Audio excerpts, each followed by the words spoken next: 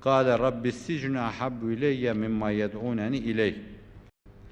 Bu ayetin bize anlattığı şey ne olabilir ve bu ayetten anlayacağımız ders diyorlar.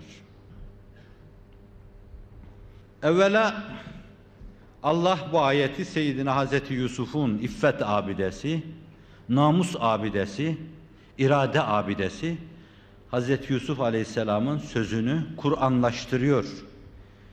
İlahi kelam içine alıyor, Allah kelamı yapıyor. Kelamlaştırıyor. Herkesin karşısında temenna durup serfiru edeceği bir beyanların sultanı haline getiriyor. İnsani beyan olmadan çıkarıyor onu. Hazreti Yusuf'un müzmeratına ilahi ifadeyle ayrı bir urba giydiriyor ve ebedlere kadar herkesin ihtiram duyacağı bir ifade, bir altın ifade silsilesi haline getiriyor. Maali şu: "Kâle rabbis sicnu ahabbu ileyye mimma yed'ûneni ileyh." Allah'ım, bu kadınların beni çağıra geldikleri şeydense hapishane benim için daha iyidir. Bahtına düştüm. Beni bu kadınların tuzağına düşürme. Eğer böyle yapmazsan sonunda diyor, çocukluk yapıp gözüm kayabilir, kalbim kayabilir. Bana bahtına düştüm, çocukluk yaptırma. Hapishaneye al, beni koy ama kadının Mekke'desine beni maruz bırakma. Maali birkaç kelime ilavesiyle bundan ibaret.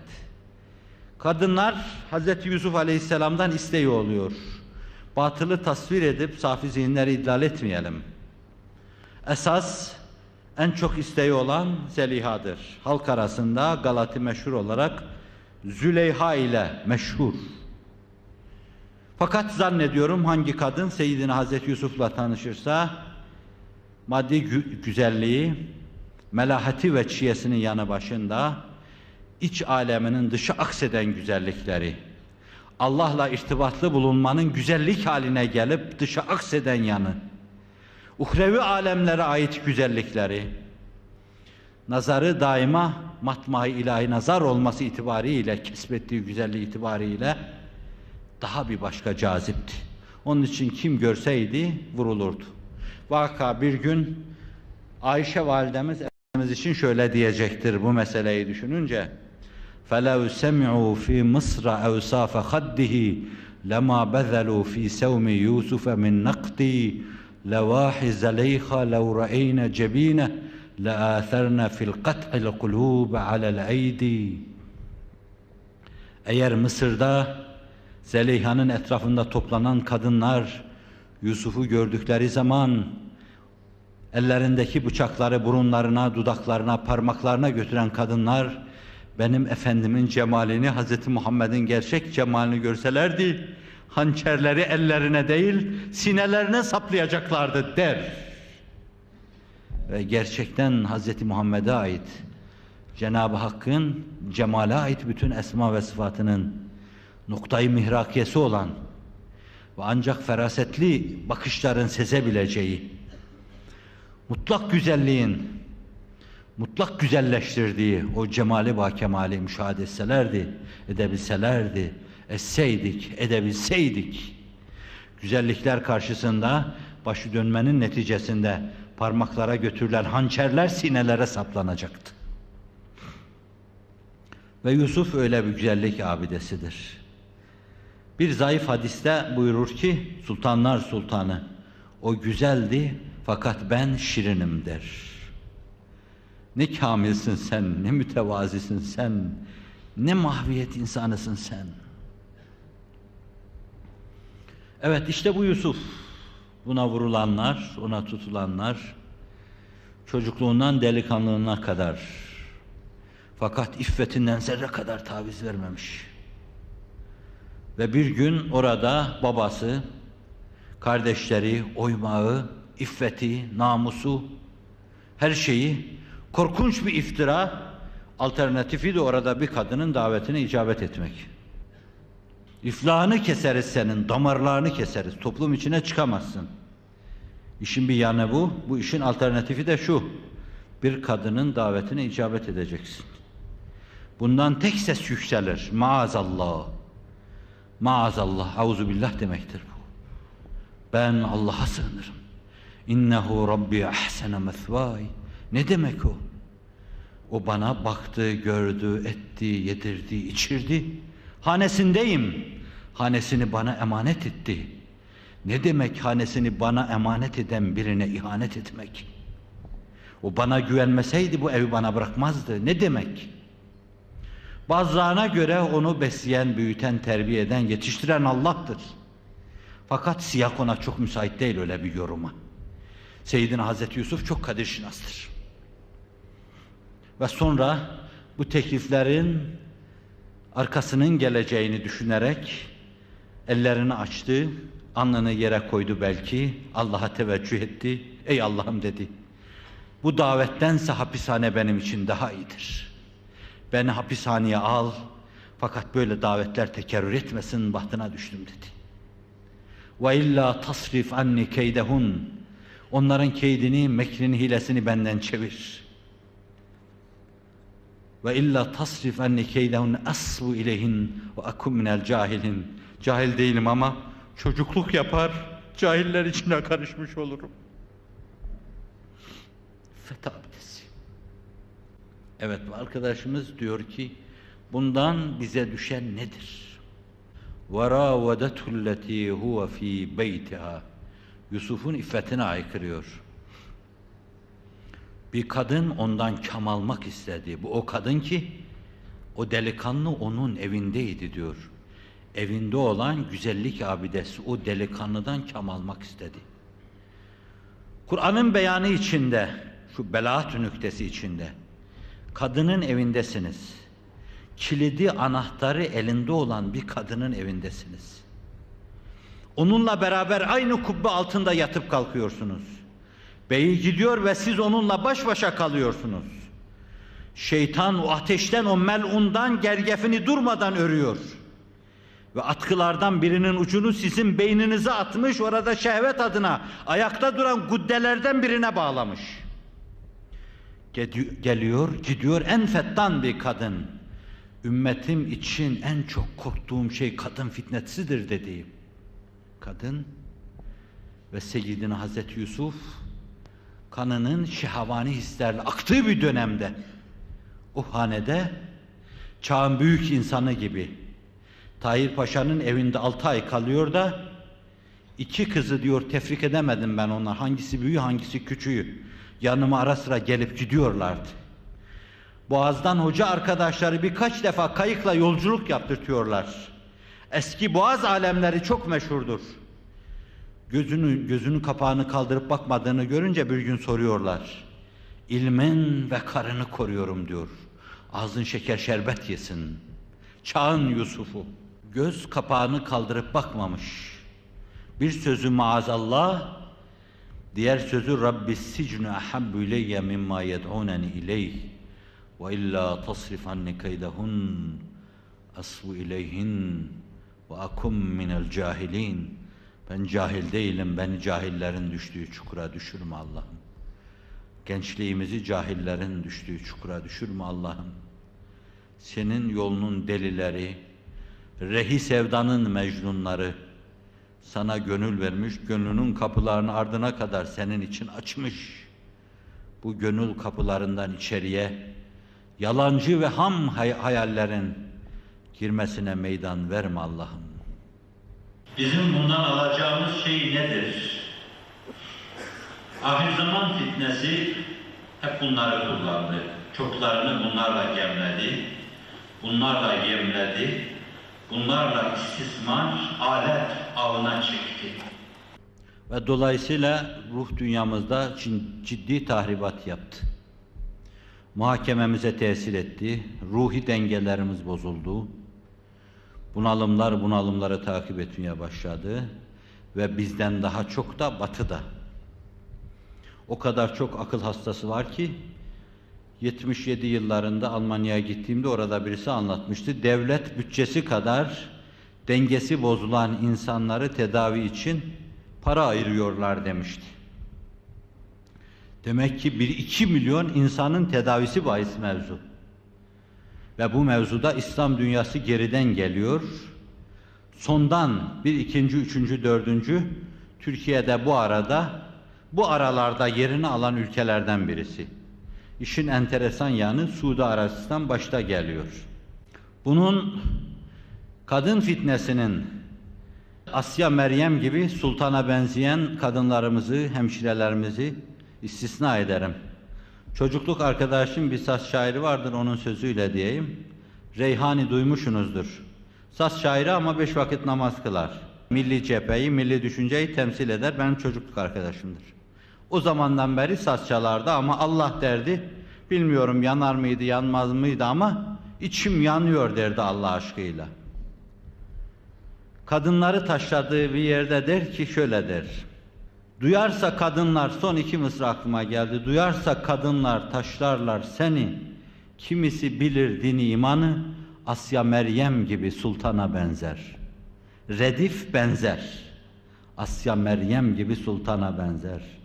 Göklerdeki bilmem neye benzer. Cennetteki huriye kilmana benzer. Öyle kadınlar da var. Taşladığı yerde der bunu. Binaenaleyh Asya Meryem gibi sultana benzeyen hemşirelerimiz, analarımız, ezvacı tahirat gibi analarımız mazur görsünler. Fakat Allah Resulü buyuruyor ki, ümmetim için ondan daha büyük bir fitne bırakmıyorum geriye. Çokları ona takılıp kalacaklar ve çokları yoldan, şirazeden onunla çıktı. Bir yerde şeytan ağını onu takar, oltasına onu takar kullanır deniyor. Bu itibarla gençlerimizi tam can evinden vurdular. Hatta denebilir ki hafızaya top attırdılar günümüzde. Çünkü insan daha ziyade hangi mevzuya karşı çok alaka duyuyor, hangi mevzu onun üzerinde çok tesiri yapıyorsa o silinmez izler bırakır. Bir tatlı musiki düşünün. Arabanızın pencerelerini kapatır onu dinlersiniz. Bir yerde bandı kapattığınız zaman, teybin düğmesine dokunup kapattığınız zaman daha bir süre kulaklarınızda aynı uğultuyu, aynı tatlılığıyla duyar ve yaşarsınız. Çünkü üzerinizde ciddi bir tesir yapmıştır o sizin. Başka şeyler de öyledir. Çocuklukta bazı şeyler ciddi tesir icra etmez. Her çağın kendine göre alacağı, tesirinde kalacağı ve şokunu yediği zaman kafasından silip atamayacağı şeyler vardır. Çocuklar oyuncaklarının altındadır, eğlencenin altındadır. Gençlerde bedeni durum, cismani keyfiyet daha fazla ağır basar. Binaenaleyh o noktadan gelecek şoklar silinmeyecek kadar izler bırakırlar. İnsan yaşlanırken bedeni gücünü kaybettiği gibi hafıza enerjisini de kaybedebilir. Fakat öyle zannediyorum ki büyük ölçüde esas yediğimiz şoklardır bizim. Çünkü insan belli bir dönemden sonra cismaniyet ve bedenine ait şeylerle yediği şoklar öyle derin izler bırakıyor ki bu izler başka izleri adeta insana unutturuyor. Çocuğun umurunda değildir. O etrafında gördüğü şeylerin tecessüsündedir. Her şeyi alır kafasına yerleştirir. Fakat belli bir çağdan sonra insan benliği başka şeylere mütemayildir. Bu onun tesiri altına girer. Ve ehli dünya bu işi çok iyi bildiğinden onlar da her meselede kadını kullanmışlardır. Onunla avlamak istemişlerdir. Ve bu büyük ölçüde tesirli de olmuştur. Neslimizin Yusuf olması gerekiyor. Ancak Yusuflar kurtulacaklardır. Yusuflar için zindan, Yusuflar için bu mevzuda hırpalanma ve Yusuflar için iffet abidesi olma maazallah deme. Yusuflar için iffetini kaybetmektense zindanı tercih etme. Ve iffetini koruyarak hayatını hitame erdirme. Allah için yaşama, Allah için yaşadığı zaten bellidir. Çünkü iş bittikten sonra tevaffeni müslümen ve alhakne bis salihin. Artık beni öldür. Çünkü lütufların tamamlandı. Bundan sonra hayatta kalmam abestir diyecektir Seyyidina Hazreti Yusuf. Geleceği Yusuflar kuracaklardır. Ama Yusuf olmak çok zordur. Rabbim kaymalarımızı kaymalara düşürmesin, zeyhlere düçar etmesin, kaymalarımızı ve zeyhlerimizde devam ettirmesin. Düşebiliriz, insanız, sürçebiliriz, hatalar yapabiliriz. Onları devam ettirmesin inşallah. Vaka hapishane istemeyelim. Bu Yusuf'un sadakatıdır yani, çok sadık. Sıddık diyor ona, Sıddık. Yusuf Sure-i Cellesinde tam 5 defa Allah tarafından, muasırları tarafından, vicdanı tarafından, hapishanedeki insanları tarafından, arkadaşları tarafından ve kardeşleri tarafından muhsin olarak yad ediliyor. Yani ihsan şuurunun temsilcisi, yani Allah'ı görüyor gibi Allah'a kulluk yapan insan. Sıddık tam. Sadakat, ihlasın en önemli kaynağı. İhlas, ihsanın menbaıdır. Sadakat olmadan ihlas olmaz. İhlas olmayınca da ihsan şuuru zuhura gelmez. Ve işte Hazreti Yusuf budur. Sıddık, hapishanedeki de diyor, eyyühes sıddık, ey doğru adam, en doğru insan diyor. Hapishanedeki arkadaş, Allah da ona sıddık diyor. Bu itibarla geleceği yeniden sıddıklar inşa edecek. İffet abideleri inşa edecek. Evet, bedenin altında ezilenler, cismaniyetine pes edenlerin şimdiye kadar yaptıkları bir şey yoktur. Bundan sonra da bir şey yapacaklarına ihtimal verilemez. İffet çok önemlidir. Ne yapacağız iffetli olmak için? İbrahim Hakkı Hazretleri bir yerde az ye, az uyu, hayrete var fani ol andan, bul beka ol ana mehman gecelerdedir. Az ye, az iç, az uyu. Kılletül kelam, kılletül taam, kılletül menam, uzlet enil enam derlerdi. Eskiler, erbab-ı hakikat, ashab-ı tasavvuf. Az yeme, az içme, az uyuma, füzuli yere, hizmet mülahazası olmadan insanlarla düşüp kalkma. İnsanlarla beraber ancak hizmet için olunur. Allah Resulü de sallallahu aleyhi ve sellem, ey gençler diyor, izdivaç yapın günaha girmemek için. Gücünüz yetmiyorsa, mevsim o mevsim değilse şayet, oruç tutun buyuruyor. Yine mesele geliyor az yemeye, az içmeye, geceyi kalkıp ihya etmeye dayanıyor. Belki arkadaşlarımız bu yaşta gece ihya mı edilir diyecekler.